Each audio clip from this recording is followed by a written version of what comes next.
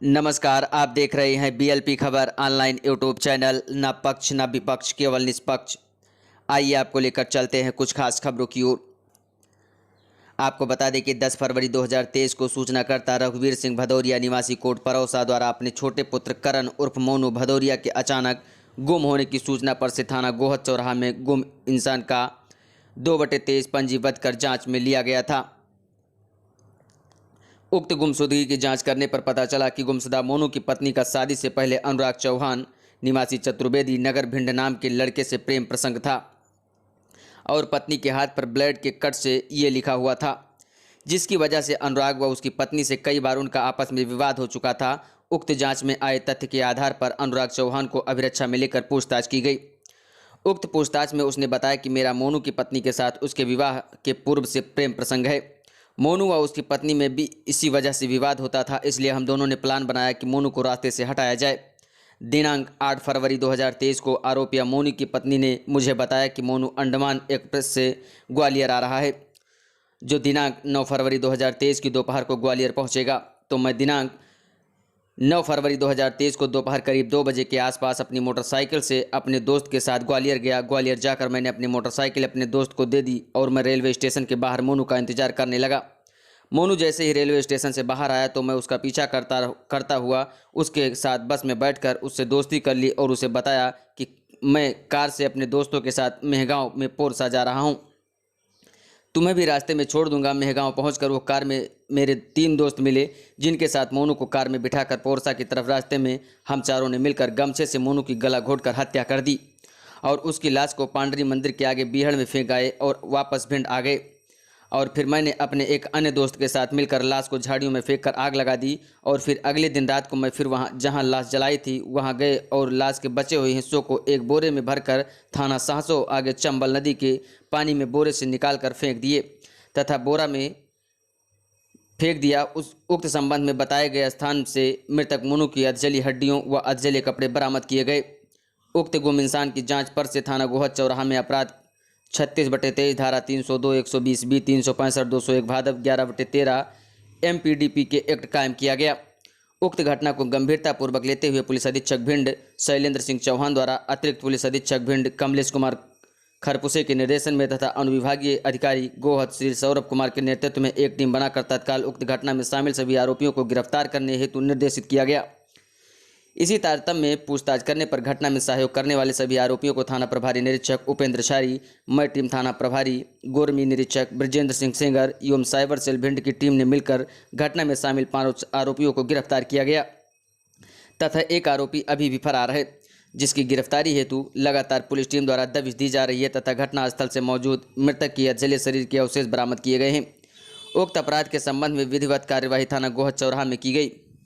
उसकी हत्या कर दी। उसके बाद वो उसकी लाश को आगे ले जाकर जो बीहड़ है, सुनसान बीहड़ में उसको फेंक दिया और उसको फिर झाड़ियों में जहाँ फेंका था वहीं पे उसको उसमें जलाया गया और एक रात जलाने के बाद वो दोबारा अगली रात अपने दूसरे दोस्त के साथ गया और फिर उसके साथ दोबारा उसने उस लाश को जलाया और जलाने के उपरांत उसका जो बचे हुए अवशेष थे उसको बोरे में भरकर चंबल नदी में उसको प्रवाहित कर दिया। तो जब पुलिस को ये सारी जानकारी मिली तो पुलिस ने गुम इंसान पे जांच करते हुए इसमें मामला पंजीबद्ध किया, जिसमें 302 120 बी 365 भादवी के तहत इसमें मामला पंजीबद्ध किया गया है। और इसके साथ साथ इसमें जो 6 आरोपी थे उसमें 6 के 6 आरोपी जो हैं वो पुलिस के द्वारा राउंड अप कर लिए गए हैं। मौके पे जो अधजले अवशेष वगैरह जो पुलिस को कुछ प्राप्त हुए थे उनको पुलिस ने बरामद किया है और इसके साथ साथ आगे की जो विवेचना है वो पुलिस कर रही है। इस पूरे घटनाक्रम में एसडीओपी गोहद और साथ साथ उनकी जो टीम है, विशेष रूप से थाना प्रभारी गोहद चौराहा और उनकी टीम और थाना लोकेशन गोहद चौराहे के आसपास मिली थी और उसके बाद से वो गायब है।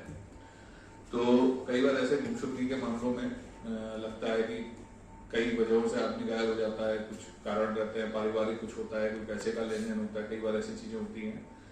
लेकिन जिस प्रकार से शिकायत हुई उसको गंभीरता से लेते हुए इसमें तत्काल पुलिस एक्टिव हुई। उन्होंने तत्काल गुमशुदगी कायम करके उसमें पता लगाने का प्रयास किया। जो व्यक्ति था उसके मोबाइल का पूरा जानकारी निकालने के साथ साथ उसके किन किन लोगों से क्या क्या संपर्क थे, इसके साथ साथ उसमें मुखबिरों के माध्यम से भी जानकारी प्राप्त की गई। इसमें जो जानकारी आई उसमें ये पता चला कि जो मृतक है, बाद में उसका ये पता चला कि उसकी जो पत्नी है उसका एक व्यक्ति था जिससे पूर्व से उसका शादी के पहले से संबंध रहा है, और वो इस व्यक्ति के साथ मिलकर जब ये जो गुम इंसान था ये जब घर आने वाला था तो उसकी ये बात हुई थी उससे कि ये वापस आ रहा है, फिर ये हमारे और तुम्हारे बारे में इसकी जानकारी को लेकर हमें परेशान करेगा। तो इन दोनों ने मिलकर उसको फिर मारने का प्लान बनाया, और उसमें इन्होंने जब वो ग्वालियर से रवाना हुआ, इसकी अपनी पत्नी से बात हुई, उसने मुख्य आरोपी है उसको इसके बारे में सूचना दी। वो उसने रास्ते में ही उससे मिलकर उससे दोस्ती की, उससे बताया कि हम अपनी गाड़ी से जो है मैगांव होते हुए कोटसा जा रहे हैं, तो हम तुम्हें भी मैगांव छोड़ देंगे, ऐसा कहकर वो उसको लेकर निकला। और रास्ते में उसके और भी जो घटना में उसके और साथी थे वो उसके साथ थे। रास्ते में मिलकर उन्होंने उसको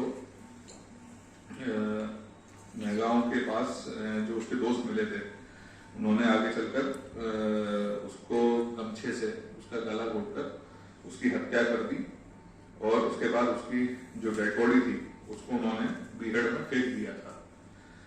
बाद में ये लोग भिंड वापस आ गए। उसके बाद दोबारा ये लोग गए, इन्होंने लाश जो थी उसको झाड़ियों में से निकालकर उसको जलाया, और जलाने के बाद जो उसके अवशेष बचे थे उनको बोरे में भरकर फिर जो चंबल नदी है उसमें इन्होंने उसको प्रवाहित कर दिया। तो जब ये पूरी जानकारी हमें लगी, हमने इसके आधार पर तत्काल इसमें कायमी करते हुए और इसके आधार पर हमने अपनी पूरी विवेचना की।